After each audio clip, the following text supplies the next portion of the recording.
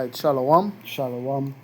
First and foremost, we like to begin this lesson by giving all glory, all honor, and all praises unto Yahweh, Ba'ashem Yahushai, Ba'ashem Racha Kodash, giving double honors, double unto the apostles and elders of Great Millstone who surely do rule well. To the men standing by the highways and byways pushing this doctrine, we like to say Shalom. And even unto the sincere Akwat, the sisters who sit listening these lessons in silence, subjection, and obedience unto their husbands, we like to say Shalom. Shalom. But a couple brothers here gathered together from the heralds of Yahushua camp, brother Isaiah. Brother Maya Shala.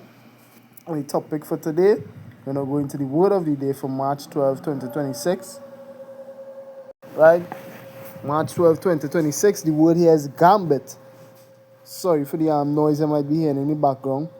What it means, a gambit is something done or said in order to gain an advantage or to produce a desired effect. The workers' opening gambit in the negotiations was to demand a wage hike. No examples, now the book probably, blah, blah, blah. We can read that. We could go into the did you know. Don't let the similarities of sound and general flavor between gambit and gamble trip you up. The two words are unrelated. Gambit first appeared in English in a 1656, if you could pull it up in the online etymology. First appeared in English in 1656 in a 1656 chess handbook that was said to feature almost 100 illustrated gambits. Gambit traces back first to the Spanish word gambito, and before that to the Italian word gambetto, from gamba meaning leg. Gambetto referred to the act of tripping someone. Psalms, this net in which thou said is thy own for taken, right? Let me see this now. Tripping someone as in wrestling in order to gain an advantage. In chess, gambit or gambit, as it was once spelled, originally referred to a chess opening whereby the bishop's pawn is intentionally sacrificed or tripped to gain an advantage in position. Gambit is now applied to many other chess openings, but after being pinned down for years, it is also finally broke free of chess's hold and is used generally to refer to any move, whether literal or rhetorical, done to get a leg up, so to speak. While such moves can be risky, and we're going to show you the risks Esau taken by trying to pull this gambit, gambit is not synonymous with gamble, which likely comes from Old English gamen, meaning amusement, jest, pastime, source two of game, right? We'll go into the online etymology and then we're going to get into the scriptures.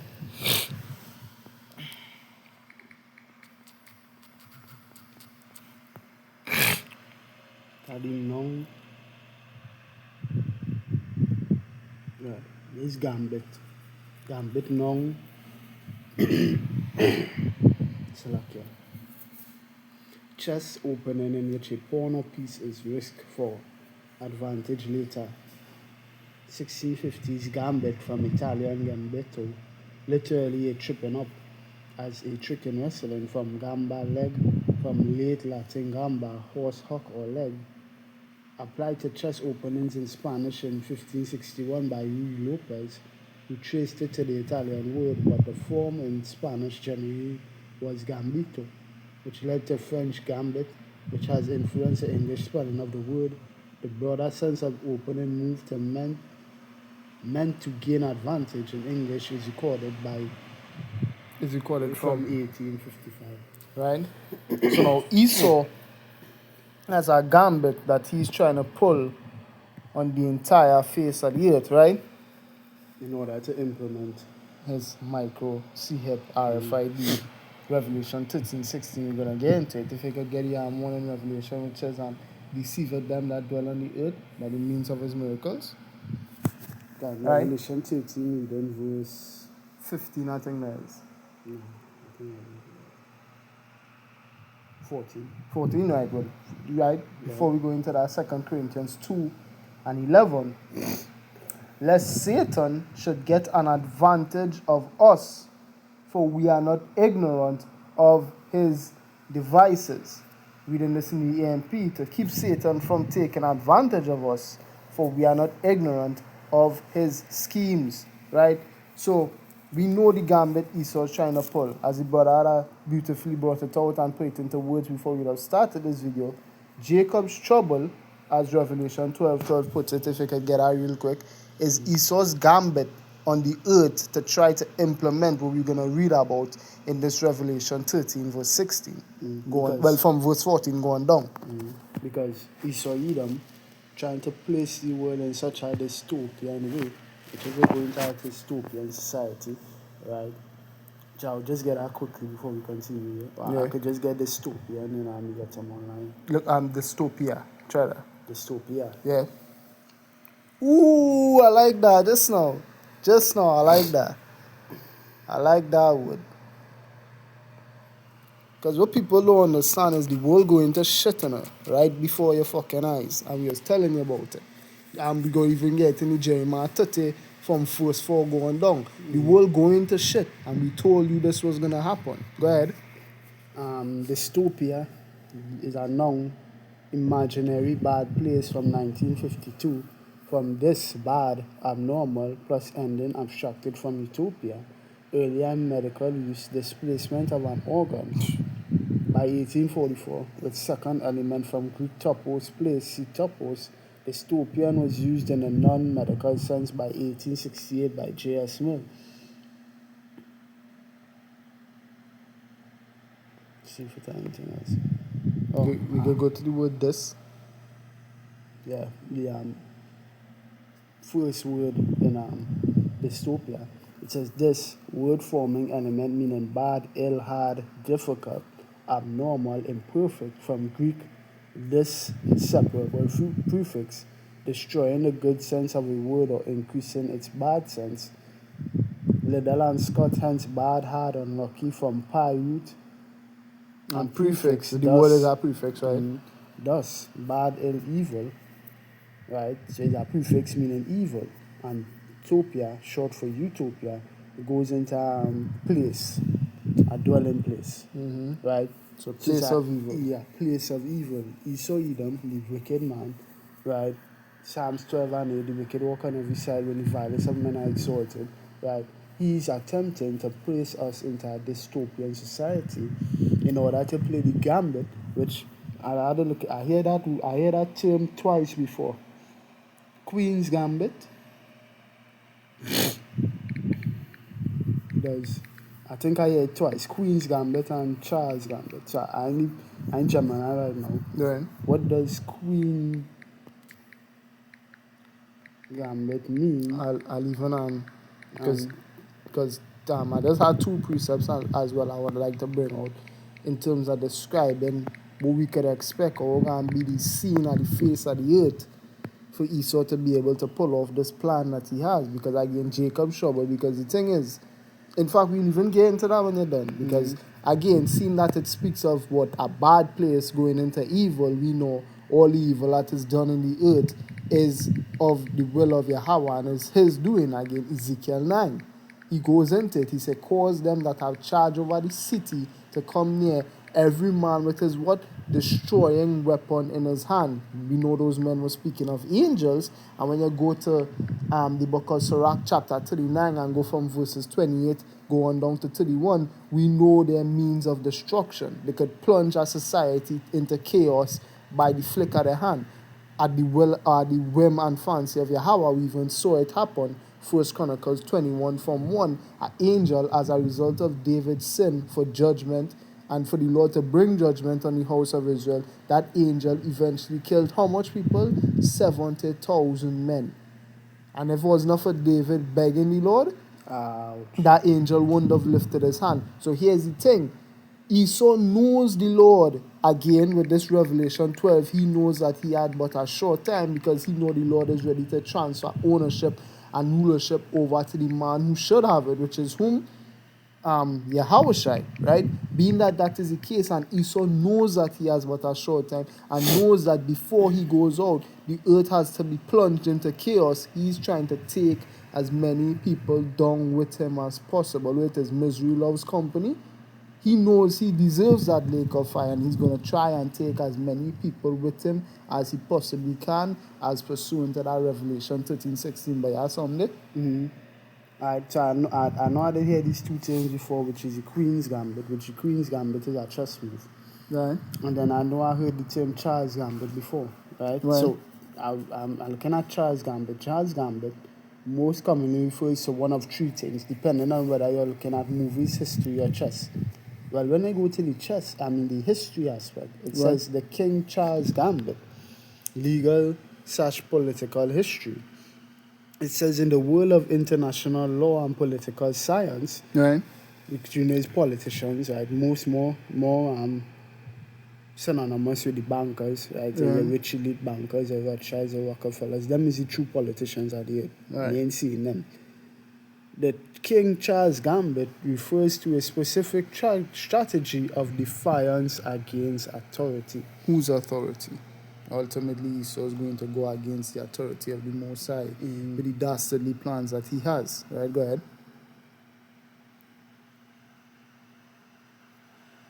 Right? So now... So like, you ain't going to the Queen's Gambit? Forget that. All Queen's right. Gambit, just a trust me. Right. Right. So now, Revelation 12:12. Therefore rejoice, ye heavens, and ye that dwell in them. Woe to the inhabitants of the earth and of the sea, for the devil, the same Satan we spoke about in it was 2 Corinthians 2:11, right? Is come down unto you, having great wrath, because he knoweth that he hath but a short time. And this great wrath that he's getting ready to send upon the face of the earth, we could see signs of it already playing off in the earth. We're seeing what's going on with World War III. We even did videos on it. World War III was spoken about in the Bible, and you best believe it's going to happen upon the face of the earth. You see certain things like the closing of the Strait of Hormuz, which affects oil prices, which affects gas prices, which affects food prices, which affects famine. Because what? You see, So like, the brother Kawawa, what I showed you a video last night of the amount of people lining up to fill up with gas, and the fears that gas prices would skyrocket. Right? That's going to lead to a skyrocketing in everything, which is going to lead to famine, which is going to lead to, uproars of people, which is what Esau gambiting on. Yeah, he gambiting on the uproars of people to come and bring the savior to you, which is his MOTB. Right, so continuing. So like going back now to Revelation 13. Yeah, and from 14. And verse 14, it says, and deceiveth them that dwell on the earth by means of those miracles which he had power to do in the sight of the beast. Right. Saying to them that dwell on the earth that they should make an image to the beast which had the wound by a sword and did live. And he deceives those unconverted ones who inhabit the earth into believing him, because of the signs which he's given by Satan to perform in the presence of the first beast, telling those who inhabit the earth to make an image to the beast who was wounded fatally by the sword and has come back to life. Which what? But we see in here, deceiving them by the means of those miracles which he had power to do in the sight of the beast. Now those miracles manifest themselves into many different things on the face of the earth today. But my favorite really is to go into the ultimate miracle he's trying to work, which is he's trying to play God, Revelation 13:16. Because when you receive that mark, we went into it many a times already in the many videos we would have did on the mark of the beast, which my favorite I like to go into is that Elon Tusk, which is what? The Neuralink, right? We even went into the RFID technology, which when you look at what RFID is capable of doing and you look at what the mark of the beast is said to do, you're seeing that they have similar characteristics. What they are going to do is they're going to plunge the world into utter chaos, because again, he's a violent man. Power is given unto him to do what? Take peace from the earth. And through his taking of peace from the earth, he's going to bring what? The so-called answers to the shit that he caused, right? He's going to try to trick people into believing that he's the Most High God, as the 2 Thessalonians puts it. If you could, all that true chaos. They 2 Thessalonians 2. I didn't they deceive before we go on. Yeah. Deceive it. When I went into that word deceive it, it says cause to stray to lead astray, lead aside from the right way, to go astray, wander, roam about metaphorically, to lead away from the truth, to lead into error, to deceive, to be led into error, to be led aside from the path of virtue, to go astray, sin, to sever or fall away from the truth of heretics, to be led away into error and sin, which this is what he's going to do, going to deceive the world with error and sin. Because that taking that mark of the beast Is a in sin. Revelation 13 and 16 is a sin. 16 to 18, 2 Thessalonians 2 from verse 3. Here's the exhortation Paul gives, right? Let no man deceive you by any means, for that day shall not come, except there come a falling away first, and that man of sin be revealed, the son of perdition. Who was the man prophesied to be revealed? Esau and Edom. I have made Esau bare. Right? Jeremiah 49:10. Who opposed and exalted himself above all that is called power or that is worshipped, so that he as power sitteth in the temple of power, which is your body, showing himself that he is power. So what? This is the ultimate gambit he's trying to make. He hopes that the world will go into utter chaos, which he's going to cause, right? To trick people into believing that the solutions for the shit that they find themselves in as a result of the shit that he has done is what? Is that he is going to be able to fix it. He has the miracles. He deceived them in the, that dwell upon the earth by the means of the miracles he was able to work, right? Going now, verses 8. And then shall that wicked be revealed, whom Yahushua shall consume with the spirit of his mouth and destroy with the brightness of his coming, even him whose coming is after the working of Satan with what? With all power and signs and lying wonders, and with all deceivableness of unrighteousness in them that perish, because they received not the love of the truth, that they might be saved. I want to read this in the AMP. The coming of the Antichrist is the lawless. The coming of the Antichrist, the lawless one, is through the activity of Satan, which the Antichrist, there are many Antichrists. John went into this, 1 John chapter 2 from verse 18, right? So the Antichrist is just not one sole figure, but it's anybody who is against the teaching and preaching of Yahushua Mashiach. Your Christian pastor is an Antichrist. All these presidents and prime ministers you're watching is an Antichrist. John gave the definition or the characteristics, so you need to exhibit to be an Antichrist. Anybody could fall on not being Antichrist. And we know this man definitely falls on that, because again, verse 4 tells you, who opposed and exalted himself above all that is called God. Was not Yahushua called God in John chapter 1? Esau is an Antichrist. Naturally, right? One is through the activity of Satan attended with great power. So what he operates instead of Satan on the earth today. When we first saw Satan step on the scene, that was recorded in the Bible, 1 Chronicles 21 and from verse 1. Who did Satan stand against? He stood against the people of Israel. Caused them to sin, or caused King David to sin, rather, provoking him to number the children of Israel. And they did what? At the end of all that, what did that cause? The judgment of the nation of Israel. That is ultimately how Esau operates, because what? Which is Revelation 12 and 10, the accuser of our brethren is cast down, who accused them day and night before power. This is how Satan operates, and this is how the physical counterpart of Satan, Esau, operates in the earth today. With great power, all kinds of counterfeit miracles, so it's not real, it just seems to be real, right? And deceptive signs and false wonders, all of them lies. A perfect example of this we could look at is transgender people. It's not even dealing with the mark of the beast, because that signs, that lying wonders, them miracles, the way he's able to deceive the earth, it even going on even before the mark of the beast even comes into the earth in a prophetic sense, because we know the mark of the beast is already here. Else how could Revelation 14 and 9 happen? Where the Autobots rolling out. Right. Them Transformers and them. Yeah. They've been deceived into transforming. And what they believe it's real. A man who is born a man thinks he's a woman and believes he's a woman because of all the bullshit they're putting in the food and fucking with people's minds and their hormones. And then what? He gets his plumbing removed and then actually believes he's a woman. Is that not with all power and signs and lying wonders and with all deceivableness of unrighteousness, because that is unrighteous in them that perish, because they receive not the love of the truth? Because again, if you did receive the love of the truth, you wouldn't do that shit to yourself. So what they are deceiving the everybody that dwell on the whole compass of the earth, again, what the inhabitants of them that dwell in the earth, because what the devil is coming down unto you having great wrath. This is manifesting itself in many ways, and the ultimate way it is set to manifest itself is what? In that time of Jacob's trouble, right? Because what? Before Revelation 13 and 16 goes into play, I don't know if you had something there. Jacob Shabbat, Yeah, from verse 4, Babakasha. I have some here for you in Ezra's. Because before that mark of the beast gets implemented, we be seeing there needs to be signs of the World War III wars and rumors of wars that we currently going into is a hot topic because of the situation between Iran and Israel right now.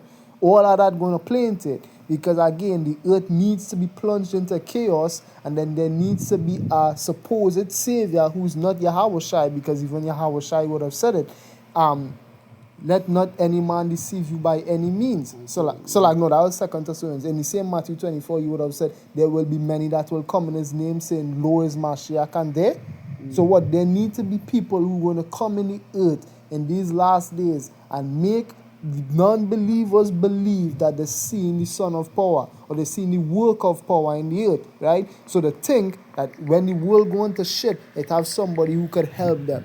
But nobody is coming to help you. The only man who's going to come and fix this shit is Yahweh, and he's coming at the end of it all. Where Yahweh said, when you see all these things, all these wars, these rumors arose, and all this tribulation, where he said, the end is not yet. The end is not here until Yahweh comes down again. Not Revelation, 1 Corinthians 15. Then cometh the end, when he shall have delivered up the kingdom to power Yahweh, even the Father. So the end is when Yahweh shows up, not before that. But these people are going to make you believe is the end of the world, and going to make you believe that they are the saviors of this world. Yep. There's Project Bluebeam. I look up Project Bluebeam on Gemini. It says right. Project Bluebeam is a widespread conspiracy theory that originated in the mid-1900s. Mid-1990s. The 1990s. It was first proposed by Quebecois investigative journalist Serge Monast, who claimed that NASA and the United Nations are collaborating to establish a new world order. According to the theory, the plan involves using advanced technology to deceive the global population into accepting a unified world government and a single global religion. Which is what the ultimate form of the beast system, because what, as we always go into, as the elders and apostles always go into, being in them stead as well, what? The technocracy. This whole thing going to go to a state of serious madness in the earth. Mm-hmm. People really going to believe that they're going to see things in the sky and believe that them things are seen in the sky is actually where it is, right? And they're going to believe for all the counterfeit signs and all the counterfeit miracles that these people able to perform, they're going to go and willingly partake in our Revelation 13, 16 to 18. Michael, go ahead. Because again, we need to understand how the world going to look for these people, these powers that be, to be able to do this. The world is going to look, as you bring out, in a dystopian state. Is that dystopia we're heading to? Go ahead. Go to 9 first. 9? 9? No. So, go ahead here. But that one in chapter 9. Good. Oh, the old coins. Yeah, I could do this first. Second is just 9, and reading from verse 1. He answered me then and said, Measure thou the time diligently in itself, and when thou seest part of the signs pass, which I have told thee before, then shalt thou understand that it is the very same time when the highest will begin to visit the world which he made. And again, Salak, go ahead. Because what we know, when the Lord visits, he visits with judgment. And that's beautiful, because all of this, the earth being ran into a dystopian state, all evil are the Lord. Right. But these people have themselves to believe that they're going to be at the helm of it. No. The time in which you all choose to instigate your plan of bringing the world into a dystopia is a time which the Lord has set it in your heart. Right? Because all of this is the Lord's doing. They are being deceived into believing that all of this is there. Do you know this is the Lord's doing? The Lord is going to plunge you into this dystopian state, but He's using you. Armor and power was given Unto unto them. him to take peace from the earth. Well, if you have the power to take peace from the earth and it was given to you, who had it first? The one who gave it. And saying first, He have it all the time. He who let it will let until he be taken out of the way. Mm. You need being allowed to do this. But go ahead. Verse Verse 3, right? Therefore, when there shall be seen earthquakes and uproars of the people in the world, then shalt thou well understand that the Most High Yahweh spake of those things from the days that were before thee, even from the beginning. For like as all that is made in the world had a beginning and an end, the end is manifest, revealed.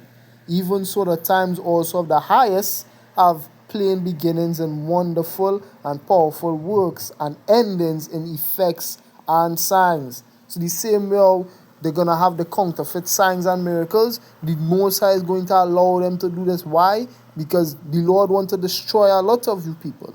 They 2 Ezra 16, reading from verse 17. Woe is me, who will deliver me in those days? The beginnings of sorrows and great mournings, the beginning of famine and great death, the beginning of wars, and the powers shall stand in fear, the beginning of evils. What shall I do when these evils shall come?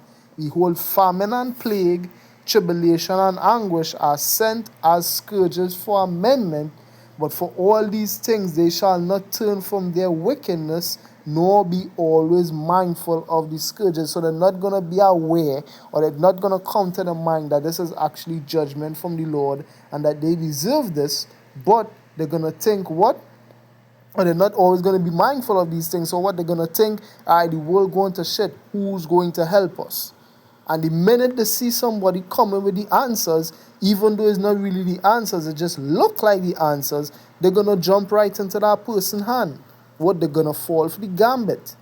Behold, victuals shall be so good cheap upon earth, that they shall think themselves to be in good case, and even then shall evils grow upon the earth. So even while you're looking at it from this aspect, that financially the world is not as hard as we've been grown accustomed to, while you're looking and seeing that, you probably get a financial ease, quote unquote, on the next side, on the flip side of that coin, the world going to shit before your eyes. You're just in watching that.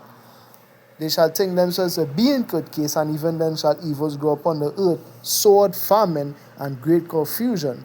For many of them that dwell upon the earth shall perish of famine, and the other that escape the hunger shall the sword destroy, and the dead shall be cast out as dung, and there shall be no man to comfort them, for the earth shall be wasted, and the cities shall be cast down. There shall be no man left to till the earth and to sow it. The trees shall give fruit, and who shall gather them? The grapes shall ripen, and who shall tread them? For all places shall be desolate of men, so that one man shall desire to see another and to hear his voice. For of a city there shall be 10 left, and 2 of the field which shall hide themselves in the thick groves and in the clefts of the rocks. So what, again, the dystopian society that the brother was talking about? Yeah, we could go ahead. Jeremiah 30 and verse 4, from verse 4, because you have to understand all of these things we're reading about was expressed to all the prophets, just in different manner. Yahweh Shai talked about it in Matthew the 24th chapter. Daniel spoke about it in Daniel the 12th chapter. Ezra spoke about it throughout the book of 2 Ezra, 2 Ezra 7, 2 Ezra 9, 2 Ezra 15, 2 Ezra 16, so on and so forth. Ezekiel, chapter 7, chapter 9, to name 2. Exactly. So all of these periods in the earth have been spoken about. And they're going to take advantage of this period to play a gambit in front of your eyes. Because again, this is the gambit here. Because they know these times coming. Because they believe these prophecies. They know. That's what I have up upon ignorant ones. They've known this for centuries. They've known this for years. Things that have been centuries in the making, they've known it. And they were waiting for the specific time for it to come about. So they had a gambit ready. Yeah, that's why they went out and tried this C19 test. Because unlike the Most High, they weren't sure about what they're doing. So them had to do something to make sure, hey, That to run the rehearsal. yeah, That to run the rehearsal to see how it would play off. If you put Jewel into a state like this, would they conform? Would they listen to us? And lo and behold, the majority did. So that's what I was looking at. Would these people do that? And now they know this on the cards, this on the horizon. So now they have another ace up the sleeve. Quick plug in with that just real quick. Right.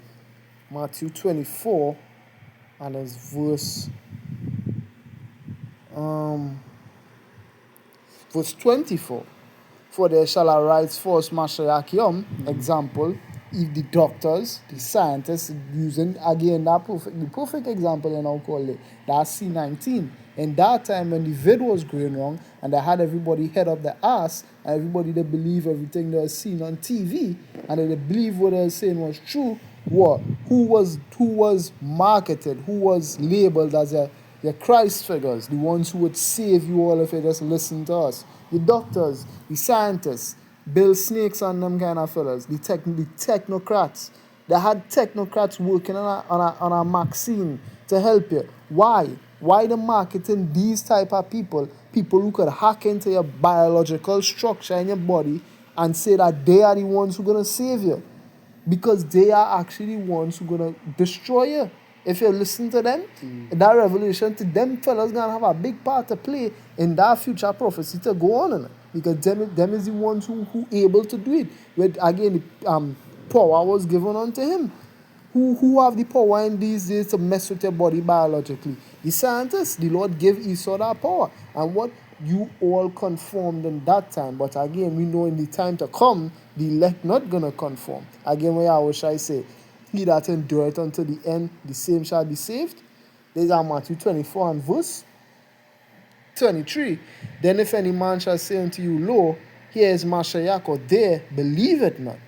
For there shall arise false Mashiach, false saviors, false messiahs, and false prophets, people who are going to tell you about these people and to listen to them. Example, the IUIC. They tell the whole congregation, hey, go, don't mean telling you take it. But if they're threatening your walk and they're saying you can't walk, don't come to me for help. False prophets. And shall show great signs and wonders. And all the madness the world heading into, a man gone freaking try to change himself into a duck and gonna see you gonna be able to do it, and what that gonna be something wonderful to them, something they're gonna wonder at, right? In so much that if it were possible, they shall deceive the very elect, and that the ultimate gambit day. Esau believes that with all the shit that the world going to be in, and with all the miracles and counterfeit signs he's going to be able to show the people, that what? They're going to try and pull away some of the elect. But we know, again, the elect will not be deceived. That's why I say, if it were possible, is a trick question. Because, again, I have reserved 7,000 men unto me, a complete number of men by the thousands, even more than, because John even said it was an innumerable multitude, one he couldn't number. He said what? They shall never bow the knee to the image of Baal. They're not going to bow the knee to the image of the beast in these last days. But I could go ahead. Jeremiah 30 and verse 4, it says, and these are the words that the Lord Yahweh shall speak concerning Israel and concerning Judah. Right. For thus says the Lord Yahweh, ye have heard a voice of trembling, of fear and not of peace. Ask ye now and see whether a man do travail with child. Wherefore do I see every man with his hands on his loins as a woman in travail, and all faces are turned into paleness. Alas, for that day is great, so that none is like it. It is even the time of Jacob's trouble, but he shall be saved out of it. Right? And these were they're hoping for to play that gambit. But the gambit is not just for you can get the revelation to team. Yeah, no, go ahead. If you had something before that. No, go ahead, because the gambit is not just a precept to close with the revelation to team. Yeah. Psalms 2 and 1. Because the gambit is not just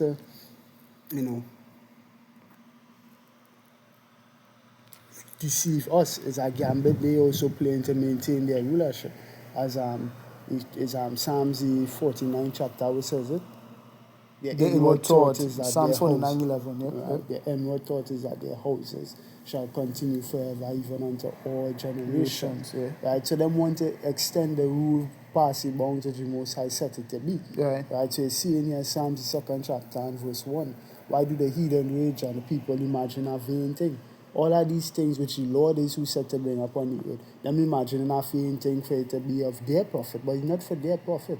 It's for their destruction. The kings of the earth set themselves and the rulers take counsel together against the Lord and against his anointed, saying, let us break their bands asunder and cast away their cords from us. So it says remove ourselves from underneath the rule of Yahweh Ba'ashem Yahushai. That is what this gambit is for as well. That is what Satan convincing them that, hey, if you all do this, which was the Lord set to do it, and then you do this, which the Lord set them to do as well. So you plunge the world into dystopia, and then you bring the cure, the antidote for that dystopia. You all will maintain rulership forever. But that is a vain thing. You read verse 4 with the Lord and doing all that is taking place. He that sitteth in the heaven shall laugh. The Lord Yahweh shall have them in derision. Isn't derision going to be in derision? Right. Right, you could read the version quickly. Yeah, because ultimately, what is the desired effect? Ultimately, they're gonna get it in it. They're gonna mark the world, just not the elect. Revelation 13:15, and he had power. Power was given unto him to give life unto the image of the beast, that the image of the beast should both speak and cause that as many as would not worship the image of the beast should be killed. So they had power to take life. So if you didn't bow, you would die. Wait is is Revelation 20, real quick, verse 4. 2004, yeah. The martyrs. Well, let's speak about Revelation 24, them that will be headed for the witness of Yahweh Shai. But I think it have a Revelation. Martyrs. Yeah, it's same martyrs.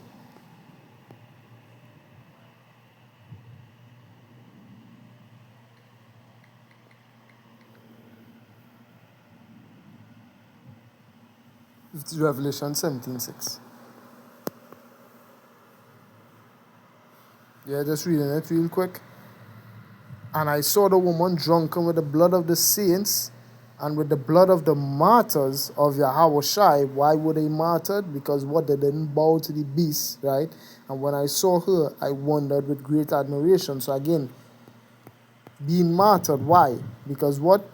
As would not worship the image of the beast should be killed. Revelations even speak about they love not their lives unto death, right?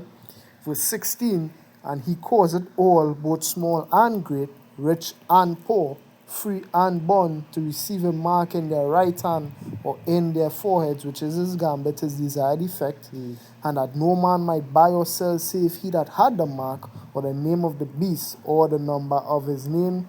He has wisdom, let him that had understanding count the number of the beast, for it is the number of a man, and his number is 666. I just wanted to go in that 666, and they're going to the shy size stigma, G5516, and then go into the root word, it carries it back to stigma. This is the gambit here. This gambit is to make everybody subservient to them. If you believe once they do that, they've achieved all power and authority within the earth. Yeah, the Godhood in that. That's 2 Thessalonians. He will sit in the temple of power, saying that he himself is the Most High. A mark put in this stigma, G4742. A mark put in or branded upon the body to ancient Oriental usage. Slaves and soldiers bore the name of the stamp of their master, a commander branded or pricked, cut into their bodies to indicate what master or general they belonged to. So Esau wanted to own you. And there were even some devotees who stamped themselves in this way with the token of their gods. Esau wants to be a god, and he will try to become your god through this, right? So, Lord will, this video was edifying, and that you are edified. In closing, I say,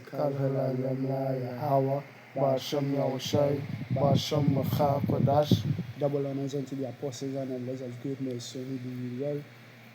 As always, you have to say Shalom unto the elect. Shalom unto the elect. This was a couple of brothers Maya Shala. and Isaiah saying, Shalom. Shalom. Repent, for the kingdom of heaven is at hand. Yep.